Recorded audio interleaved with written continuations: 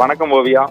சேலம், தர்மபுரி, கிருஷ்ணகிரி, கள்ளக்குறிச்சி, கடலூர், திருப்பத்தூர் மாவட்டங்களில் கர்ப்பிணிகளின் பாலினத்தை கண்டறிந்து கருக்கலைப்பில் ஈடுபடும் கும்பலை பிடிக்க சுகாதாரத்துறை பல்வேறு நடவடிக்கைகளை மேற்கொண்டு வருகிறது. கடந்த சில மாதங்களுக்கு முன்பு சேலம் அருகே உள்ள வீராணம் பகுதியில் தனியார் ஸ்கேன் சென்டரில் கருவில் உள்ள குழந்தை ஆனா பெண்ணா என்ற பாலினத்தை கண்டறிந்து தெரிவித்து வந்த ஆச்சாங்குட்டப்பட்டி சுகாதார நிலைய மருத்துவ அலுவலர் முத்தமிழ், தெடாவூர் ஆரம்ப சுகாதார நிலைய செவிலியர் கலைமணி, கிராம செவிலியர்கள் அம்பிகா, வனிதா, வசந்தி, மங்கை, ராணி, கலைச்செல்வி, மகேஸ்வரி உள்ளிட்ட 8 பேர் சஸ்பெண்ட் செய்யப்பட்டனர். இது தொடர்பாக வீராணம் போலீசார் வழக்கு பதிவு செய்து வருகின்றனர்.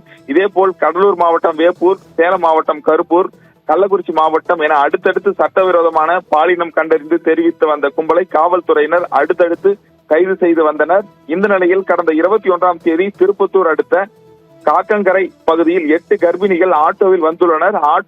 ஆட்டோ பழுதாகி சாலையிலேயே நின்றதால் அங்கிருந்த பொதுமக்கள் அவர்களிடம் விசாரணை நடத்தினர். அப்பொழுது கருவில் உள்ள குழந்தையின் பாலினத்தை கண்டறிய வந்ததாக தெரிவித்தனர். இதனை கேட்டு அதிர்ச்சி அடைந்த மக்கள் இது குறித்து கந்தளி போலீசாருக்கு தகவல் தெரிவித்தனர். போலீசார் விசாரித்ததில் கர்ப்பிணிகளை அழைத்து வந்த 5 புரோக்கர்கள் மற்றும் கருக்கலைப்பில் ஈடுபட்ட ஒரு மருத்துவர் என 6 பேர் கைது செய்யப்பட்டனர்.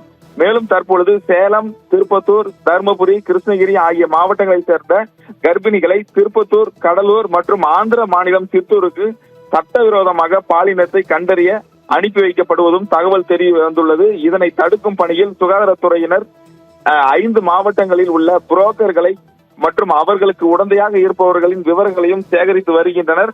அதாவது கருவில் உள்ள குழந்தையின் பாலினத்தை கண்டறிவதற்காக புது யுக்திகளை புரோக்கர்கள் தற்பொழுது கையாண்டு வருகின்றனர். இதனை தடுக்கும் வகையில் சுகாதாரத்துறையினர் 5 மாவட்டம் மற்றும் கர்நாடக மாநிலம் என பல்வேறு பகுதிகளில் தீவிர கண்காணிப்பிலும் ஈடுபட்டு வருகின்றனர். ஓவியா.